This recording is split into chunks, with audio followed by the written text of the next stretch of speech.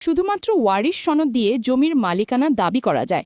ওয়ারিশ সনদ হল উত্তরাধিকারের একটি প্রমাণপত্র, যা দিয়ে আপনি জমির মালিকানা দাবি করতে পারেন। কিন্তু জমির ওপর আপনার অধিকার সুসংহত করার জন্য এই দলিলটি অপরিহার্য। ওয়ারিশ সনদ এবং মালিকানা প্রমাণপত্র। ওয়ারিশ সনদ একটি গুরুত্বপূর্ণ নথি যা মৃত ব্যক্তির বৈধ উত্তরাধিকারীদের স্বীকৃতি দেয়। আইনি ভিত্তি।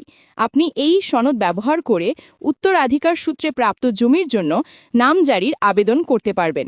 পরবর্তী পদক্ষেপ: বন্টননামা দলিল। সকল ওয়ারিশ মিলে আপোষ বন্টননামা দলিল তৈরি করুন। এতে কে কোন জমিতে মালিকানা পাবে তা পরিষ্কারভাবে উল্লেখ থাকবে। নামজারি।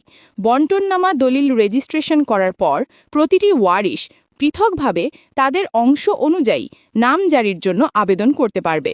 প্রয়োজনীয় কাগজপত্র: নামজারির জন্য ওয়ারিশ সনদ, বন্টননামা দলিল, পূর্ববর্তী মালিকানার দলিল, আবেদনকারীর পরিচয়পত্র এবং ছবি প্রয়োজন।